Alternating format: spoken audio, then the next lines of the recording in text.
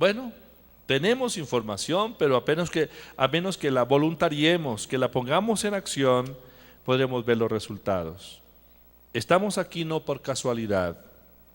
Este es un tiempo especial y vienen todavía tiempos mejores. Quiero agradecerle a usted y a todos los hermanos que han estado orando por este ministerio. Hay gente que no ha venido, pero nos escucha por la radio hace tiempo y yo sé que ellos oran por nosotros. Pero quiero agradecerles porque sus oraciones han sido para nosotros ese soporte. Nos han sostenido con sus oraciones y también con sus ofrendas. Las ofrendas o los diezmos que depositamos aquí en el templo es para la inversión del reino. A través de esa actitud suya, generosidad de todos nosotros, hacemos posible que lleguemos a muchas personas a través de la radio o a través del internet o con las sedes que hemos establecido en el país y fuera de Colombia, y tenemos semillas por ahí plantadas, y gracias a Dios por su generosidad. Y yo declaro que por su generosidad usted está siendo bendecido. No sé cuántos de ustedes han notado la bendición de Dios en su vida, en su casa, en sus finanzas. Voy a contar las manos, no tiene por qué ser mentiroso. Si usted realmente ha notado la bendición de Dios, levante su mano. Muy bien, la Biblia dice que la bendición del Señor es la que enriquece y no añade tristeza con ella. Yo sé que la bendición de Dios ha estado con nosotros como respuesta a esas actitudes nuestras, aplicando los principios de la palabra de Dios. ¿De acuerdo? ¿De acuerdo? Si yo aplico los principios, tengo resultados. Si yo no los aplico, no pasa nada. Pero muchas gracias, los bendigo. Diga, Dios es bueno. Repita, Dios es bueno. Una vez más, Dios es bueno. Diga, yo soy un espíritu. Repítalo, yo soy un espíritu. Tengo un alma y vivo en un cuerpo. Repita, yo soy un espíritu.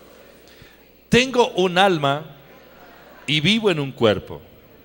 Mi alma es el asiento de la personalidad. ¿Sabe que usted puede manifestarse a través del alma? Bueno, dirá, pues claro, yo siempre lo estoy haciendo. No, me refiero al verdadero usted, que es el espíritu.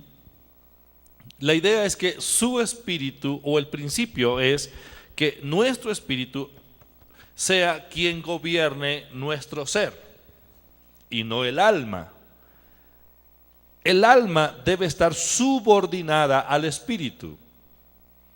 Ese es el orden. El verdadero orden es espíritu, alma y cuerpo.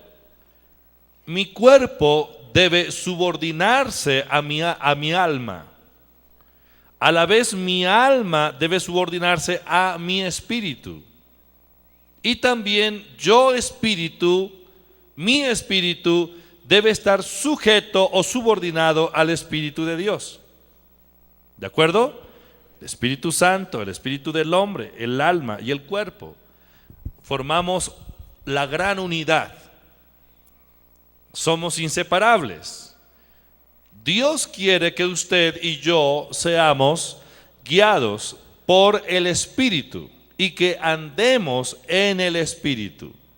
En Gálatas capítulo 5, del versículo 20 hacia adelante leemos. Bueno, vamos a mirar el versículo 22, por favor. Mas el fruto del Espíritu es amor, gozo, paz, paciencia, benignidad, bondad, fe, mansedumbre, templanza. Contra tales cosas no hay ley. Pero los que son de Cristo, ¿cuántos son de Cristo? Voy a ver las manos levantadas. Si usted considera que es de Cristo, levante su mano y declárelo: yo soy de Cristo. Dígalo otra vez: yo soy de Cristo. Otra vez: yo soy de Cristo. Muy bien. si sois los que son de Cristo, dice, han crucificado la carne con sus pasiones y deseos. Crucificar la carne, bueno, cuando hablamos de la carne no nos estamos refiriendo al cuerpo, sino al alma. ¿De acuerdo? La carne no es el cuerpo, la carne es el alma, son las pasiones. Pero dice que la carne debe crucificarse. O sea, someterse al espíritu. Yo debo someter mi alma a mi espíritu con las pasiones y deseos. ¿Significa entonces que nunca más voy a tener deseos? No. ¿Significa que mis sentimientos, mis emociones son aniquiladas? No. ¿Significa que mi alma es aniquilada? No. Lo que está hablando aquí es de someterse, de que el alma vuelva a su orden, que el alma ocupe el lugar que le corresponde. Actualmente el hombre es controlado por sus pasiones y deseos, es controlado por su alma y el espíritu está inactivo, está sometido. Por eso el hombre no es un ser espiritual, sino un ser carnal, porque predomina la pasión, predomina el deseo.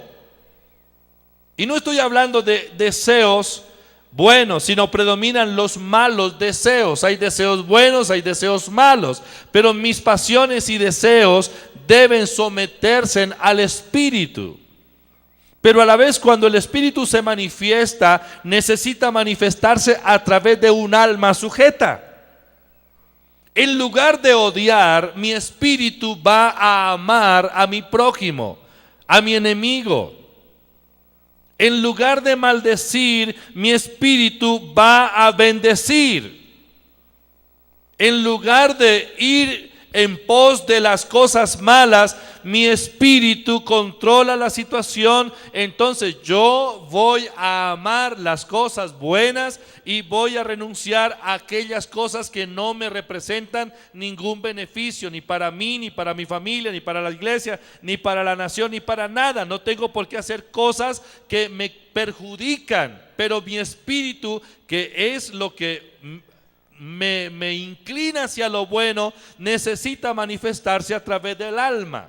Versículo 26, si vivimos por el Espíritu, andemos también por el Espíritu. No nos hagamos vanagloriosos, irritándonos unos a otros, envidiándonos unos a otros. Diga, yo soy un espíritu. Tengo un alma a través de la cual me manifiesto y vivo en un cuerpo. Diga, vivo en un cuerpo. El verdadero ser no es el cuerpo, el verdadero ser es el espíritu. Y cuando la Biblia me propone a andar en el espíritu, eso es otra dimensión. Es la dimensión del espíritu. Solo con el espíritu podemos entrar en lo sobrenatural. Con el alma y el cuerpo nos relacionamos con el mundo natural, el mundo físico, pero solo con el espíritu entramos en la dimensión sobrenatural. Y yo quiero decirle que lo sobrenatural está por encima de lo natural, por supuesto, por eso es sobrenatural. Entonces, movernos en la dimensión sobrenatural es otra cosa. Y es allá a donde Dios quiere llevarnos. Dios quiere que usted y yo nos movamos en esa dimensión. ¿Cómo estoy interesado a aprender más de esto? Estoy supremamente interesado. Quiero saber más acerca de lo que es el andar en el Espíritu. Y me estoy dando cuenta cada día de que Jesús es el modelo. El Señor Jesucristo vivió en un cuerpo como el de nosotros, con carne y hueso, 100% humano, pero durante su ministerio público aquí en la tierra, el Señor Jesucristo no fue un hombre almático. sino espiritual. Diga espiritual, no almático. Espiritual, no místico. Espiritual, no fanático. Espiritual. Lo que pasa es que se confunde el misticismo, el fanatismo, con la espiritualidad. Para muchos ser espiritual es ser místico. Y hay gente mística. Cae en ese misticismo crónico y todo lo ven pecado. Todos son demonios. Tienen visiones de culebras. Que yo veo cómo la serpiente lo ata desde los pies hasta la cabeza y le está sacando la lengua. Ven culebras por todo lado, nubarrones por todo lado. Se la pasan mirando la película de la pelea entre los demonios y los ángeles. Y todo es malo. Es malo vestirse, es malo comer, es malo de todo, todo es malo. Son gente complicada, gente mística, gente religiosa, fanática. Pero ese no es el evangelio. Esa no es la vida cristiana. Jesús nos enseña a vivir una vida normal, pero en la dimensión del Espíritu. Jesús comía y comía bien. Jesús vestía y vistió muy bien. No era pecado para el Señor usar un buen traje.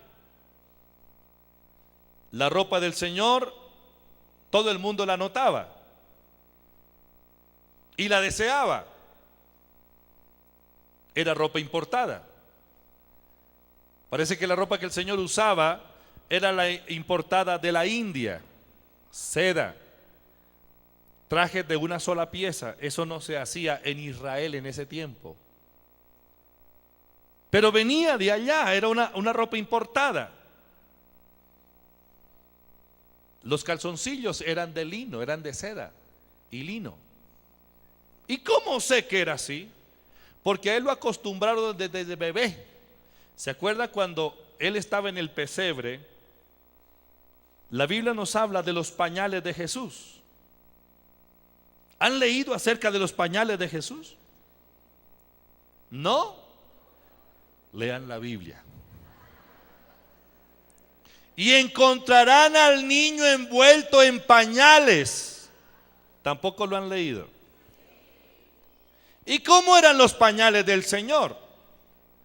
Pues eran de lino. ¿Sabe por qué? Porque según la ley, todo aquel que nacía en la orden sacerdotal, debía tener calzoncillos con un material específico. Y el Señor le dijo que los calzoncillos del sacerdote sean de lino. ¿Tampoco se acuerdan? Bueno, ¿para qué hablar de los calzoncillos? Hablemos del perfume que el Señor usaba. Hay gente que piensa que eso es pecado. ¿Cómo se le ocurre usar ropa interior así tan cara? Eso es una mundanalidad. ¿Por qué se pone esa camisa? ¿No ve que eso es mundano? O esa blusa. Y todo es mundano, todo es pecado. ¡Qué místicos que son! Tal vez usted escuchó alguna vez el discurso de la mundanalidad en la iglesia. Y son mundanos según ellos el que usa la corbata que está ahora vendiéndose, o la camisa, o el vestido, o la seda, o la tela, y piensan que esto es mundano, que es mejor usar camisas de costal o de fique o cosas así. Mire, son gente que está desenfocada. Jesús nos enseña a vivir una vida práctica en este mundo natural, pero gobernado por el Espíritu. Diga, gobernado por el Espíritu. Hay gente que usa traje remendado, pero su corazón está lleno de resentimiento y de odio. Y ellos piensan que humildad es usar esa clase de vestido, esa clase de ropa. peinarse de esa manera, no arreglarse, y piensan que eso es espiritualidad y humildad, pero mentiras, eso es una apariencia falsa, porque el verdadero ser es lo que está por dentro del cuerpo. Y hay gente que aunque aparenta una humildad impresionante, pero sus corazones son terribles, sus corazones tienen odio, venganza, arrogancia, altivez. La Biblia nos habla del espíritu altivo. Ahora, ¿dónde está la espiritualidad? ¿Cómo muestro la espiritualidad? ¿Con mi traje? ¿Con el perfume? ¿Con el peinado? No, la espiritualidad es algo que sale del espíritu, del corazón, y son los frutos del espíritu. Una persona espiritual es aquella que ama, aquella que tiene paz. ¿Quién más? La que se goza, diga se goza, se regocija. Ser espiritual no es andar con la cara larga. Si los espirituales son los que andan con la cara larga, ¿qué me dice de los asnos? Ellos no son espirituales, pero tienen la cara larga. El espiritual ama, se goza, tiene paz, es paciente, benigno, bondadoso, tiene fe, mansedumbre, templanza. Estos son los frutos del Espíritu que están en Gálatas capítulo 5, versículos 22 y 23. ¿Lo está viendo? Muéstreme su espiritualidad a través de los frutos y no con la apariencia. Jesús vestía bien, usaba muy buen perfume, comía bien, bebía vino. ¿Y por qué abren así los ojos? Jesús dijo, vino Juan el Bautista y decían que era un endemoniado, porque ni comía ni bebía. Y vino el Hijo del Hombre, que come y bebe, y dicen, este es un comelón y bebedor de vino. Igual, tiene demonio. La gente siempre va a hablar.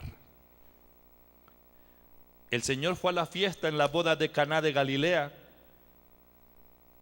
y allí no estaba de rodillas orando, no, Él estaba en la fiesta. ¿O no? ¿Sí o no? Usted dirá, pero ¿de qué me están hablando hoy? De una vida espiritual real y no hipócrita. ¿De acuerdo? De una vida espiritual real y no hipócrita. Salga de la hipocresía, del misticismo, de la religiosidad. Entre en la dimensión del Espíritu. Jesús nos enseña a vivir en el Espíritu. Y una persona que vive en el Espíritu y anda en el Espíritu es aquella que ha subordinado su alma y su cuerpo al Espíritu. Mi alma debe someterse a mi espíritu. Gobierna en mí el espíritu y no el alma. Si mi alma gobernara, dice Jesús, entonces las cosas serían diferentes. Pero cuando el espíritu es el que gobierna, fluye el amor. El alma cuando gobierna desata venganza y odio, pero el espíritu da amor. ¿Cómo puedo yo amar a la persona que me maltrata?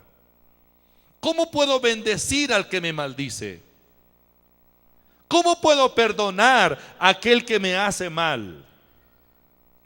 Mi carne, mi alma, quisiera torcerle el cuello. Pero mi espíritu dice, ámelo, perdónelo, considérelo, ayúdelo, dele comida, dele vestido, préstele la cobija, llévele la carga a 2 millas. Mi espíritu dice, así debemos comportarnos. Y mi alma dice, no tiene por qué caer en eso. ¿Nota usted la lucha que hay en nuestro ser interior permanentemente?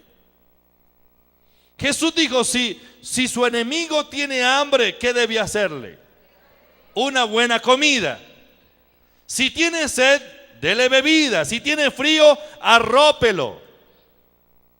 Hágalo con el prójimo, hágalo con el hermano, hágalo con el enemigo, hágalo con todos.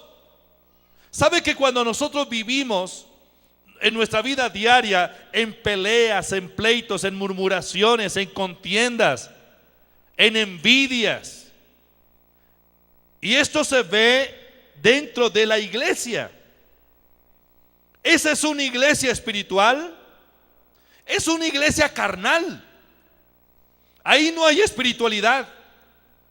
¿Cómo es posible que siendo espirituales y teniendo el Espíritu de Dios en nosotros, estemos dándole rienda suelta a nuestra alma y estemos metidos en pleitos, en contiendas, en disensiones, en murmuraciones, en chismes, en habladurías? Esto es lo que nos divide como cuerpo. Esa es la carnalidad de la iglesia. Pero Dios quiere que entremos en una nueva dimensión. Y la dimensión es la dimensión del Espíritu. Jesús se movió en esa dimensión. Estamos hablando de fe durante las últimas semanas aquí. Y hablamos la semana pasada acerca de la fe del corazón o la fe del Espíritu. Jesús nos enseña acerca de esto. ¿Sabe una cosa? La fe pertenece al Espíritu. Es la fe del Espíritu. Y Jesús, como espiritual, se movió en la fe del Espíritu. Vamos a leer algo que quisiera que lo notáramos hoy, de cómo es moverse en la fe del Espíritu.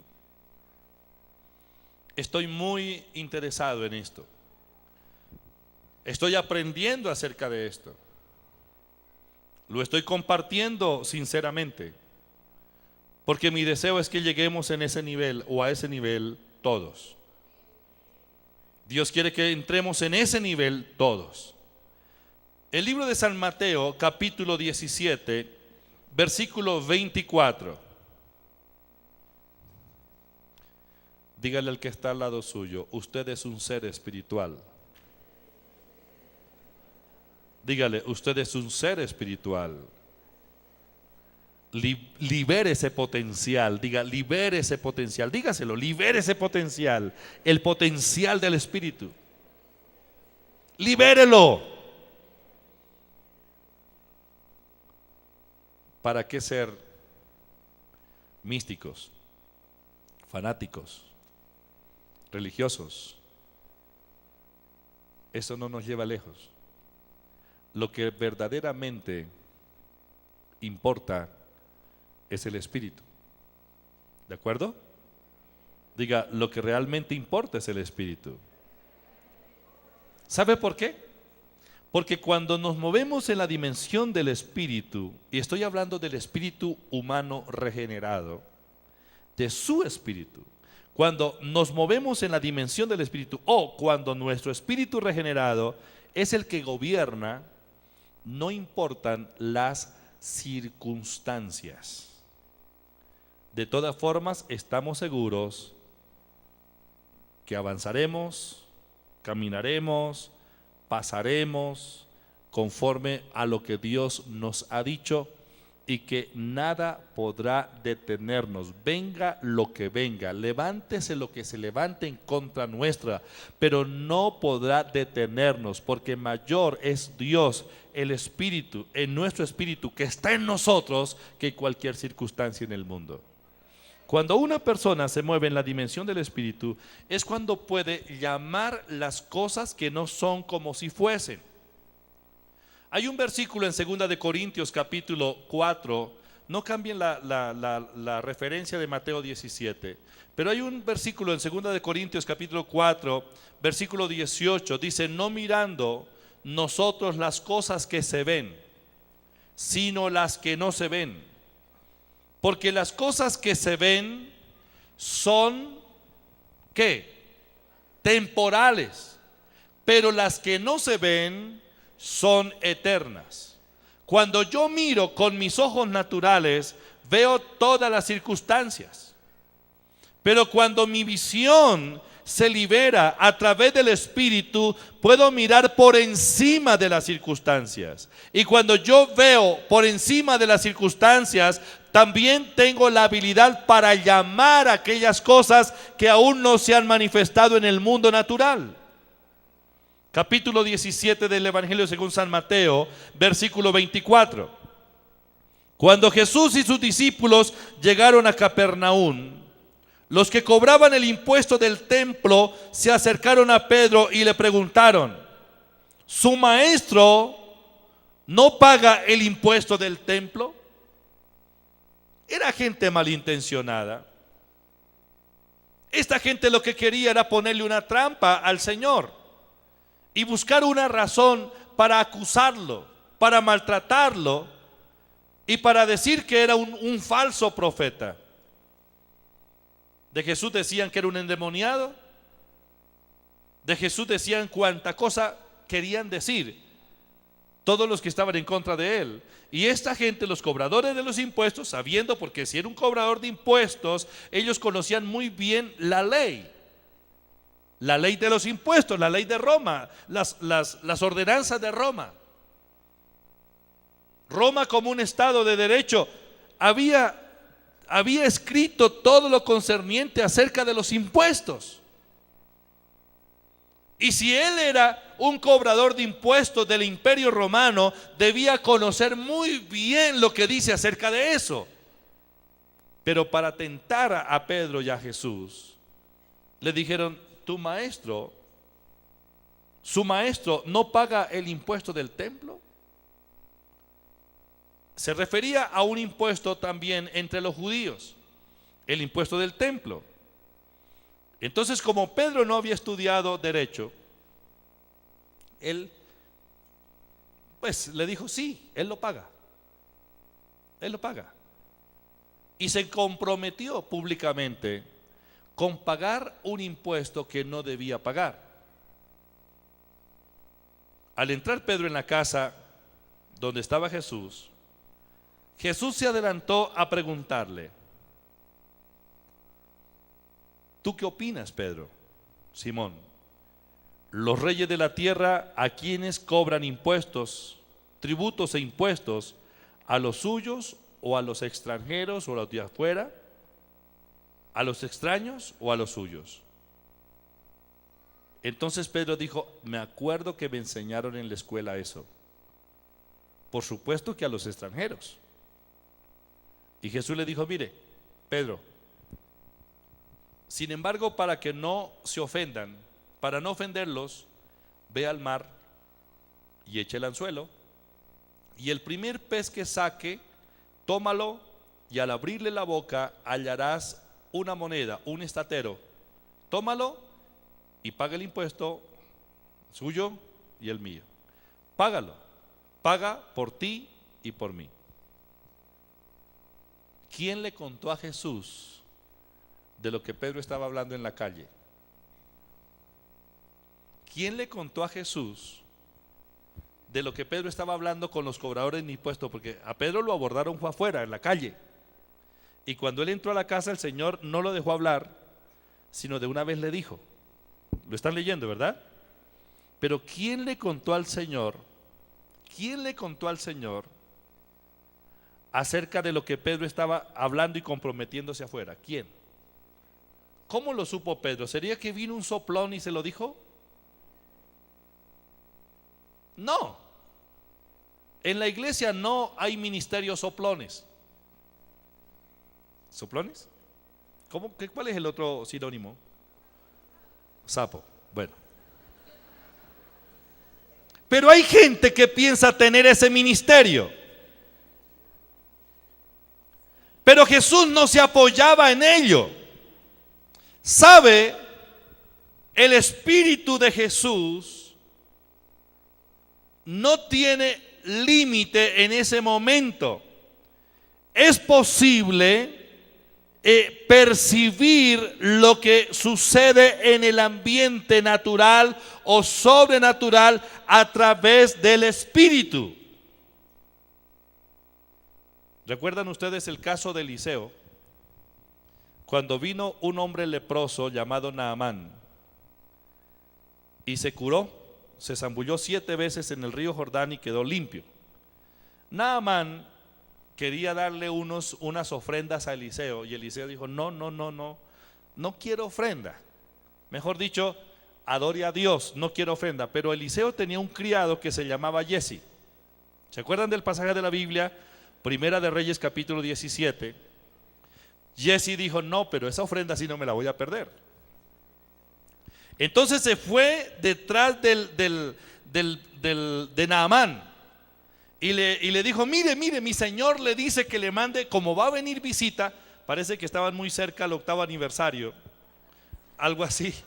Dijo: va a venir visita, entonces mi señor le manda decir que le mande unas cositas. ¿Se acuerdan de ese pasaje de la Biblia? Y resulta que se llevó unas cosas con mentiras para él, para esconderlas. Y cuando llega a donde estaba Eliseo, aparentemente como que nada había pasado, como que nadie le había dicho nada. Pero Eliseo le dijo: ¿acaso no estaba mi espíritu allá con usted en el momento que estaba haciendo transacciones con el sirio? Mire, va a quedar leproso por ser mentiroso. ¿Quién le contó a Eliseo? Nadie. El Espíritu. El Espíritu. O sea que no solo Jesús nos muestra que es posible, sino que también hombres como Eliseo o como Elías u otras personalidades en la Biblia se movieron en esa dimensión del Espíritu. Pero cuando alguien se mueve en la dimensión del Espíritu y no mira las circunstancias, ¿se imagina que en esta época de sellar formularios en la DIAN, usted le dice, bueno, le dicen la fecha se le venció por el número de cédula, en fin, ya se terminó el plazo y le va a llegar una multa, y alguien lo compromete a usted? ¿Qué diría usted? No, ahora sí que se me acabó el día. Lo más probable, comenzaría a renegar porque no tengo cómo sellar el formulario, no tengo cómo pagar, no tengo cómo los impuestos. Pero Jesús, al ver la circunstancia, parece que en ese momento, como no había liquidez. ¿Alguna vez usted ha estado ilíquido en la vida? ¿Sí ha estado alguna vez ilíquido? ¿No? ¿Sí? Bueno, Jesús estaba, no era que no tuviera, sino que un fin de semana no abrieron la vivienda. Entonces, ¿qué puedo hacer? Hagamos algo. Pero Jesús no se enreda en la circunstancia. Ahí está la clave. Nosotros vivimos por lo general enredados en circunstancias, enredados en situaciones. Hacemos una madeja en la cabeza, una red de problemas y circunstancias, y esto es porque vivimos en la dimensión almática. Pero Jesús no se enredó en circunstancias. ¿Sabe qué dijo Jesús? Como estoy en la dimensión del Espíritu, yo puedo ver cuántos pescados habrían en el mar en ese momento, en el lugar donde, en el radio, donde estaba Pedro. ¿Sería que solo había un pescado? ¿Cuántos pescados habrían? Bueno, ¿quién puede contar los pescados en el mar? Pero mire lo que es moverse en la dimensión del Espíritu. Jesús no se enreda en la circunstancia, pero Jesús con su Espíritu comienza a ver más allá de lo que ven los ojos físicos, no mirando las cosas que se ven, sino las que no se ven. ¿Lo están viendo? ¿Qué era lo que se veía ahí alrededor del Señor? Compromiso con los impuestos y no hay plata. Esa era la realidad física. Si el Señor tiene, o Judas, el que era el tesorero, está con él ahí con la mochila, no hay que sacar un pescado, dejemos al pescado ahí en el agua. Dejémoslo, ¿para qué lo molestamos? Saque plata de la mochila y pague. Pero como no había en ese momento liquidez, el tesorero no andaba por ahí, el Señor le dijo: no hay problema. Nunca vamos a estar enredados en circunstancias. Pueden venir las cosas que vengan, pero nosotros tenemos la determinación de caminar por encima de cualquier obstáculo en la vida. ¿De acuerdo? Podemos caminar por encima. Entonces el Señor le dice: mire, ve, echa el anzuelo, Pedro, y el primer pez que saques. ¿Cómo sabía el Señor que ese pescado traía plata en la boca? Tantos pescados en el mar. Es que habían muchos, miles de pescados. Ahora, ¿cómo es que el pescado trae la plata en la boca y a la vez agarra el anzuelo? Traía la boca ocupada. Pero el Señor lo está viendo todo, y el Señor lo está viendo es a través del Espíritu. El Señor sabía cuando la gente estaba pensando mal de Él. Él conocía los pensamientos de la gente antes de que ellos hablaran. Han leído eso en la Biblia. Pero lo pudo hacer con el Espíritu. Ahora, como se mueve en la dimensión del Espíritu, Él le dijo a Pedro: Pedro, no hay problema. Cuando nos movemos en la dimensión del Espíritu, podemos llamar las cosas que no son como si fuesen, y aparecerán. Porque eso es la fe del Espíritu. La fe llama las cosas que no son como si fuesen, y aparecen. Cuando Pedro salió, preciso, agarró al pez. ¿Y qué traía el pez cuando le abrió la boca? Aparte del anzuelo, ¿qué más traía? Plata. Traía plata. ¿Cuánta plata traía? La de pagar los impuestos. Y se resolvió el problema. Es posible que usted se esté ahogando en un vaso de agua. Es posible que en este momento usted ha perdido la paz, la tranquilidad, y anoche no pudo dormir sencillamente porque tiene una obligación que cumplir esta semana y no sabe de dónde. Pero no me importa si es del sur, del norte, del oriente o del occidente, pero lo que sí sé es que auxilio vendrá de parte de Dios para su vida, y que usted no se va a hundir, que no lo van a llevar sus acreedores, porque Dios ha dado una palabra, que hay provisión. Diga: hay provisión. Dígalo: hay provisión. No me voy a hundir, no me voy a ahogar. Hay provisión, Dios está conmigo. Pero eso solo lo puede ver usted a través de su espíritu. No es a través del alma, no es a través de la razón. La razón le dice a usted otra cosa. La información de la razón es otra. Pero su espíritu maneja y controla todo el mundo natural. Puede llamar lo que no es. Mire, en el capítulo 27 del libro de los Hechos de los Apóstoles, la Biblia nos habla de una de las circunstancias más difíciles por las que tuvo que pasar el apóstol Pablo. Pablo era conducido a Roma, y en Roma lo iban a asesinar. Él en Roma murió. Pero el Señor le dice: tengo gente en Roma. En Roma hay mucho pueblo que va a creer a la palabra y que va a ser redimido. Pablo iba para Roma, y mientras el barco avanzaba, se desata una tempestad impresionante. La tempestad más terrible que haya podido vivir Pablo se le encuentra en el viaje a Roma. Los vientos eran huracanados, las olas impresionantes.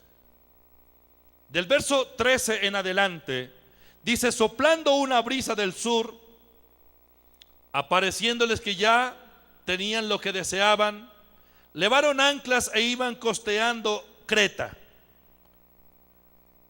Capítulo 27 de Hechos, versículo 14. Pero no mucho después dio contra la nave un viento huracanado llamado Euroclidón. Voy en el verso 14. Un viento dio contra la nave. Pablo tiene un rumbo. Pablo tiene un destino. Pablo tiene que consumar un propósito. Él va por el mar hacia Roma porque hay un propósito de Dios para Pablo, porque él allí tiene que hacer la obra que Dios le ha encomendado. Pero en el camino se levanta un fuerte viento llamado Euroclidón y dio contra la nave. Y siendo arrebatada la nave, era un transatlántico, no era una barca, era una gran nave. Y el viento la golpeó y la arrebató y dice, y no pudiendo poner proa al viento, nos abandonamos a él y nos dejamos llevar. Y habiendo corrido a sotavento de una pequeña isla llamada Clauda, con dificultad pudimos recoger el esquife. Y una vez subido a bordo, usaron de refuerzos para ceñir la nave, y teniendo temor de dar en la sirte, arriaron las velas y quedaron a la deriva. Estaban a la deriva.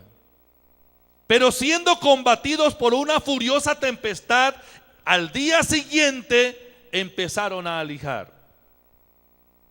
Estamos hablando de problema sobre problema.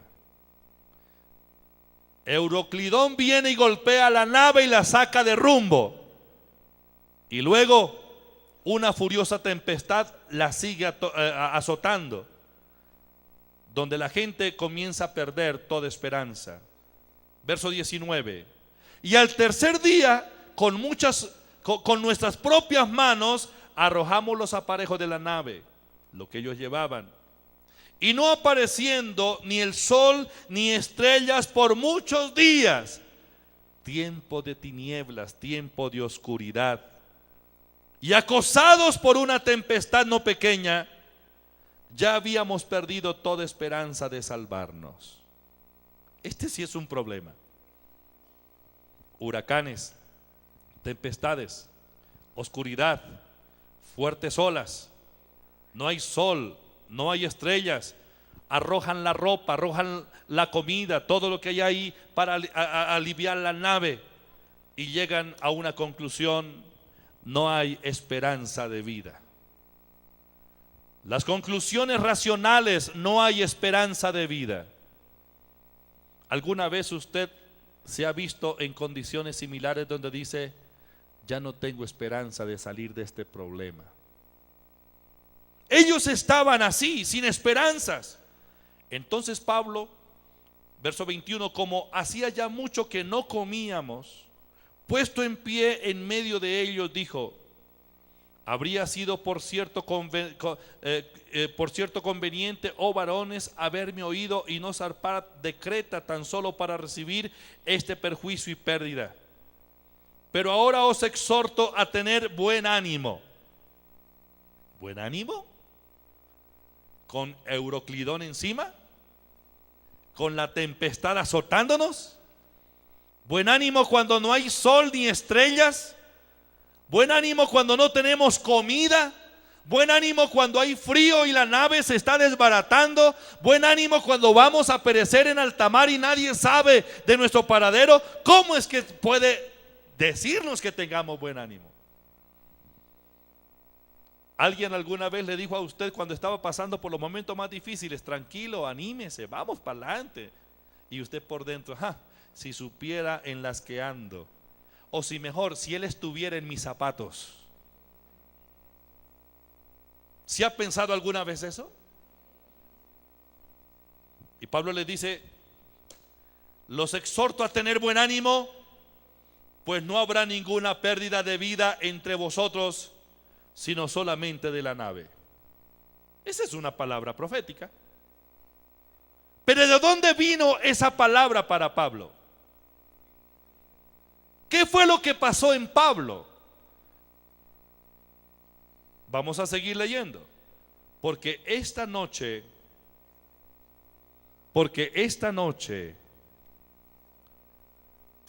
hay noches que son trascendentales para la vida del hombre, como lo es la luz de la aurora.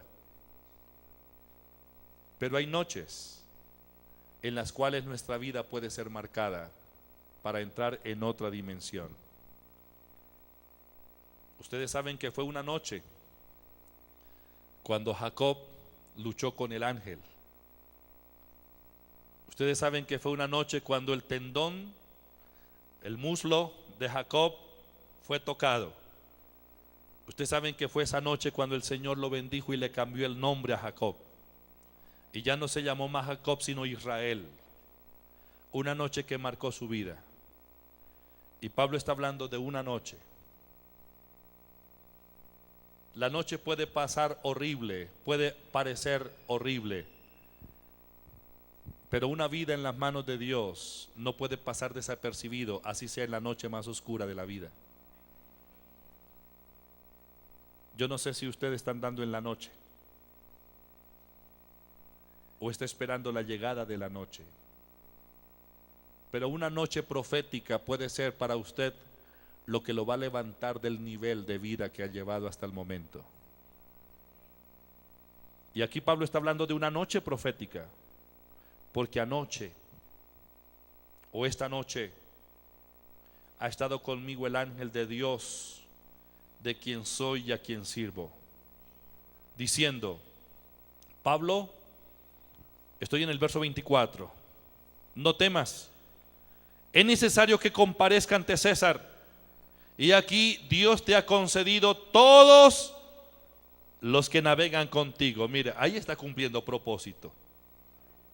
Todos los que van en la nave se van a convertir, se van a arrepentir. Imagínense, ¿quién no se arrepiente con una amenaza de esas? Euroclidón encima, la tempestad fuerte y todo despedazado. Y el Señor le dice: le voy a entregar toda esta gente. Verso 25. Por tanto, oh varones, tened buen ánimo, porque yo confío. Subraye eso. Yo confío.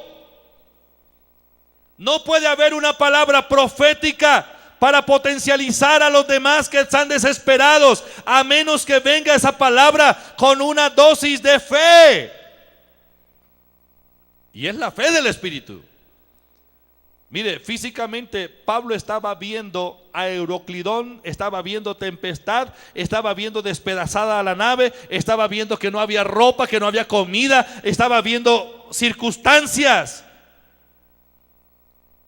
Pero usted y yo tenemos, como Pablo, la habilidad para caminar por encima de las circunstancias. Puede levantarse el vendaval más pesado, más recio, la tormenta más fuerte, el huracán más amenazante.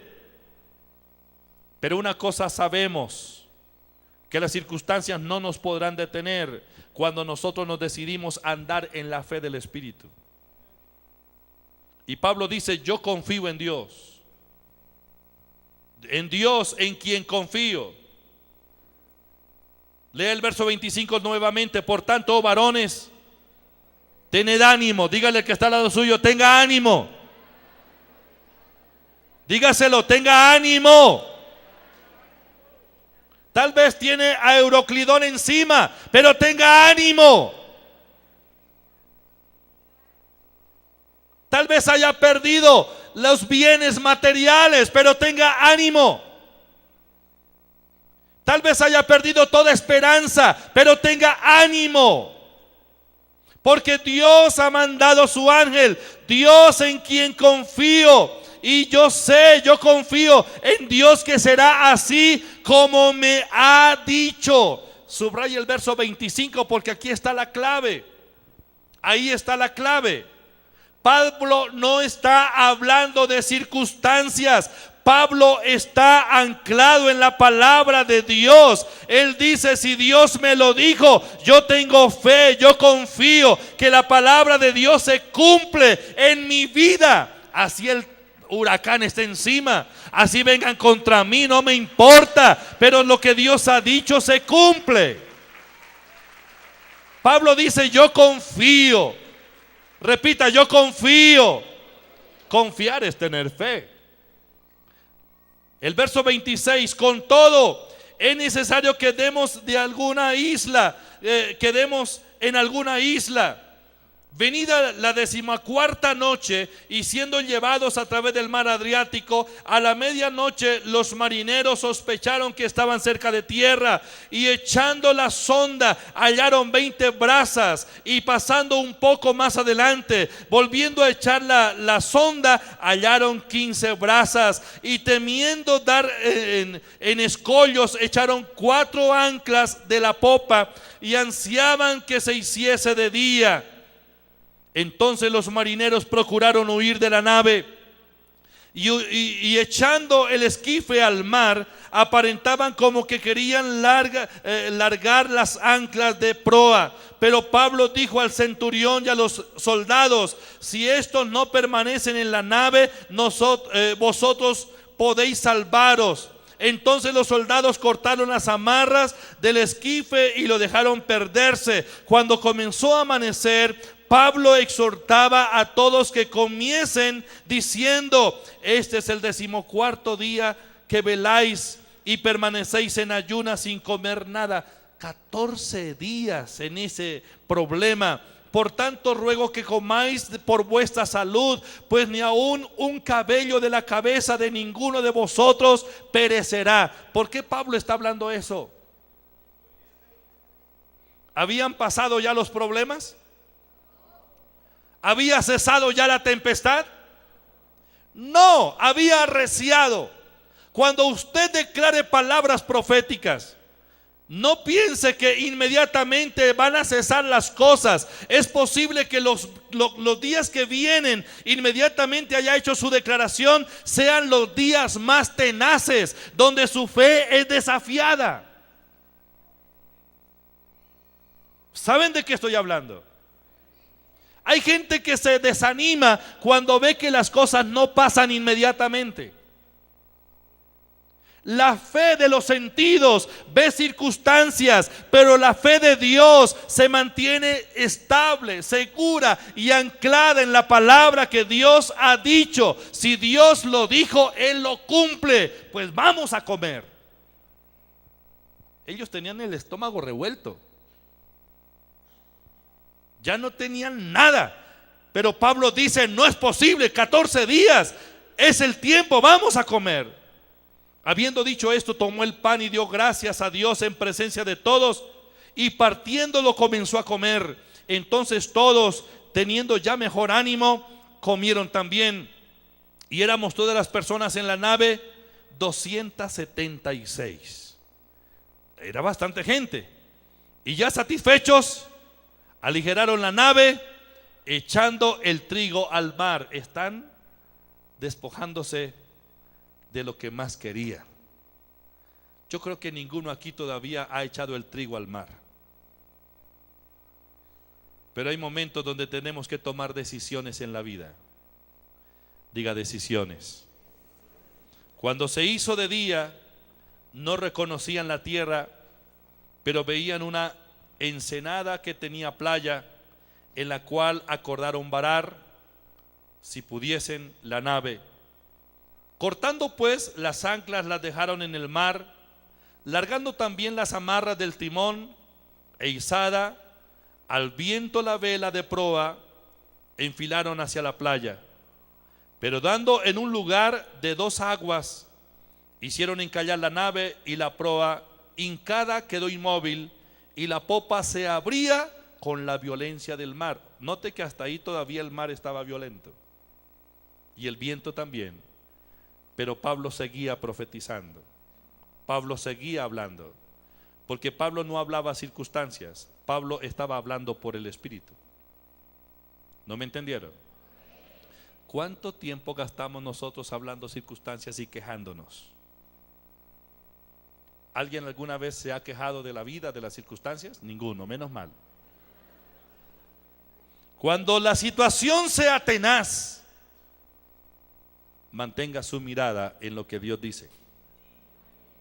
Mantenga su mirada en Dios, que es fiel y poderoso para hacer todas las cosas. Entonces los soldados acordaron matar a los presos para que ninguno se fugase nadando. O sea, todavía el desespero. Pero el centurión, queriendo salvar a Pablo, le impidió este intento, y mandó que los pusiesen, o que los que pudiesen nadar se echasen los primeros y saliesen a tierra, y los demás parte en tablas y parte en cosas de la nave, y así aconteció que todos se salvaron saliendo a tierra. Entrando ya a salvo, supimos que la isla se llamaba Malta, y los naturales nos trataron con no poca humanidad, pero encendiendo un fuego nos recibieron a todos a causa de la lluvia que caía y del frío. Entonces, habiendo recogido Pablo algunas ramas secas, las echó al fuego, y una víbora, huyendo del calor, se le prendió en la mano a Pablo. Cuando los naturales vieron la víbora colgando de la mano, se decían unos a otros: ciertamente este hombre es homicida, a quien escapando del mar la justicia no deja vivir. ¿Se le terminaron los problemas a Pablo después de que salieron de la nave? Sale de la nave y se encuentra con un grupo de personas que lo primero que dicen de él es homicida, homicida, homicida. ¿Qué hizo Pablo cuando oyó esas palabras? ¿Se puso a discutir con ellos? Compruébeme a quién maté, los voy a demandar por calumnia. ¿Qué hizo Pablo? Mire, una persona que sabe cuál es su fundamento y dónde está fundamentada, no puede distraerse por cualquier alarido o ladrido o cualquier ruido que escuche a su alrededor. Hay ruidos distractores que lo que quieren es desenfocarlo de su propósito, desenfocarlo de su meta, desenfocarlo del plan de Dios. Muchos ladran, pero lo que hagan los perros no tiene por qué asustarnos, ni el croar de las ranas tienen por qué desenfocarnos, cuando nosotros conocemos cuál es nuestro fundamento y el propósito que debemos consumar para Dios. ¿Qué hizo Pablo? Hay una amenaza de muerte. Una víbora se le prende a la mano. Él ha hecho una declaración: anoche el Espíritu Santo estuvo conmigo, a través de un ángel me habló y me dijo que no tuviera miedo, que no iba a perecer, y yo confío en la palabra que Dios me ha dado. ¿De acuerdo? ¿Recuerdan esa palabra, ese pasaje? Ya lo leíamos. Él tiene un fundamento y es la palabra de Dios. ¿Se calmó el viento en ese momento? No, siguió. Desbarató la nave. Tienen que perder hasta el trigo. Llegan a la isla. Quien lo recibe en la isla es una víbora. ¿Sabe qué podía hacer el veneno de esa víbora en el cuerpo de un ser humano? En las próximas horas, no duraba ni 6 horas, se hinchaba hasta reventarse, se le brotaban los ojos, explotaba. No había antídoto. Los naturales conocían muy bien, no hay víboras, tranquilo.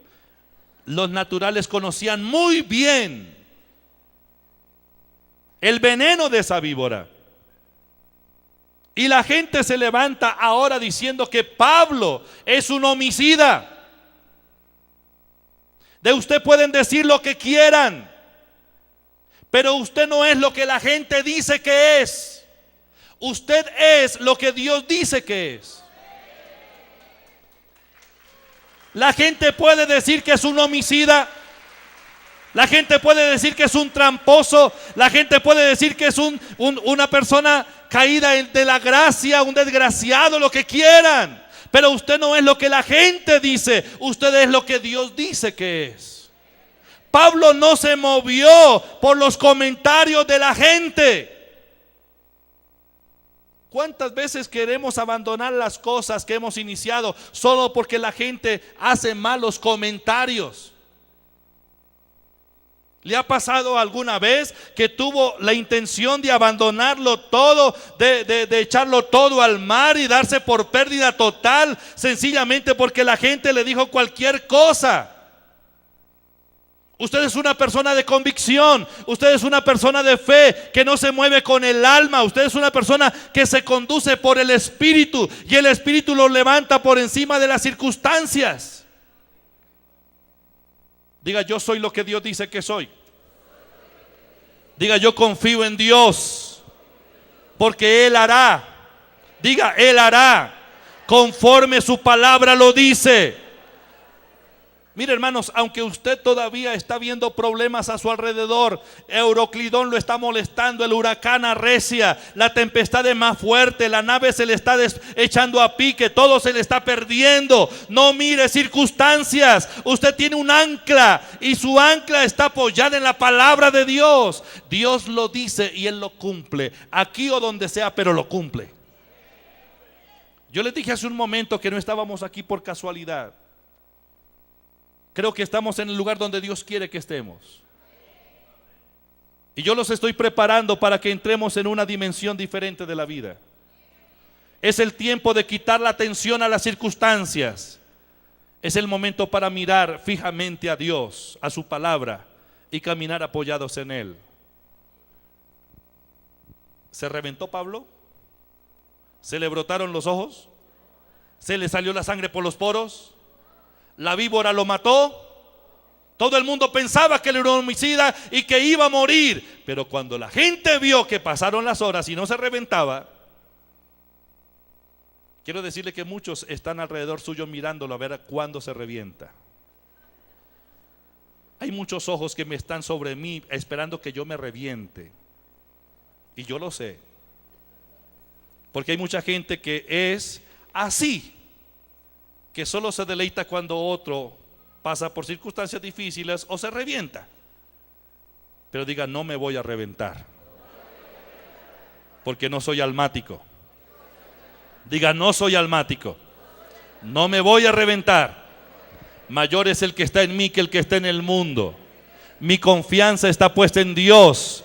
Mi atención no en las circunstancias. Venga lo que venga, del norte, del sur, ríos, aguas, lo que sea. Pero podrán golpearme, pero no me hundirán. Podrán golpearlo, pero no lo hundirán. La gente que está mirando a ver cuándo se revienta usted, serán los mismos que lo van a endiosar más adelante. ¿Cómo son las cosas de la vida? ¿Cómo son los almáticos? Cambian inesperadamente. Primero, que el hombre se reventaba porque era un homicida. Y cuando vieron que no se le brotaron los ojos y quedó bien y que no pasó nada, dijeron: no, este es un Dios. Este es un Dios. ¿Sabe qué pasó? Para terminar, porque hay mucho para hablar ahí. Pero ¿sabe qué pasó? Terminando todo esto, se activa una unción en Pablo y la gente de la isla de Malta comienza a sanarse. Mire, hay unciones que se activan después de pasar por una noche terrible. Si usted está pasando por una noche terrible, eso es lo siguiente: hay algo sobrenatural que se está activando en usted y que se va a manifestar para bendición de la gente. Póngase de pie, por favor. No les prediqué la semilla, pero pueden ir a estudiar a la casa. Esta semana será una semana tremenda, donde vamos a recibir una palabra fresca. Usted no se la puede perder. ¿De acuerdo? ¿De acuerdo? No importa si usted está pasando por la tormenta de la vida. No mire circunstancias. Declare con el Espíritu lo que Dios dice. Diga: con el Espíritu. Dígalo: con el Espíritu. Declare lo que Dios dice. Pablo dijo: yo confío en Dios, que la palabra que me ha dado se va a cumplir. En ese momento todo arreciaba en contra suya, pero él se mantuvo firme. confiando, creyendo la palabra. Solo el espíritu regenerado del hombre y el espíritu de Dios se pueden levantar sobre las circunstancias. Con mi alma yo me relaciono con este mundo natural, pero solo con el espíritu puedo entrar en lo sobrenatural. La palabra de Dios es la semilla que mi espíritu recibe para moverse en esa dimensión. No importa cuán grandes sean las dificultades, Dios es fiel. Tal vez le hayan dicho que por esa enfermedad se va a morir, pero Dios es fiel. Él dice que Él es nuestro sanador. Tal vez esté pensando que va a tener que vender lo último que le queda para salir de una u otra manera de algo de sus compromisos. Pero Dios dice, yo soy fiel. Y una cosa les digo, dice Dios, es que los bendeciré y los sacaré a la abundancia. Esta situación es pasajera. Esta circunstancia es pasajera. Todo pasa, menos Dios. Todo pasa, menos un hombre o una mujer que se levante en la dimensión del Espíritu. ¿De acuerdo? No mirando las cosas que se ven, sino las que no se ven. Cierre sus ojos, por favor. Hay oyentes que nos llamaron en esta mañana, están sintonizando Nuevo Continente. Rosa Rosero, Lucía Orozco, Doris Martínez, Marina de Romero, Blanca Santa Fe, María Larcón, Socorro Rodríguez, Marta Sanabria, Yasmín González, Enilda de la Hoz, Rubiela García, Luis Felipe Ruiz solicitan oración y vamos a orar por nuestros oyentes. Mantenga sus ojos cerrados, por favor. Dios le ha dado una palabra hoy a usted. Tal vez la noche por la cual está pasando es la noche donde su vida será marcada para entrar en otra dimensión.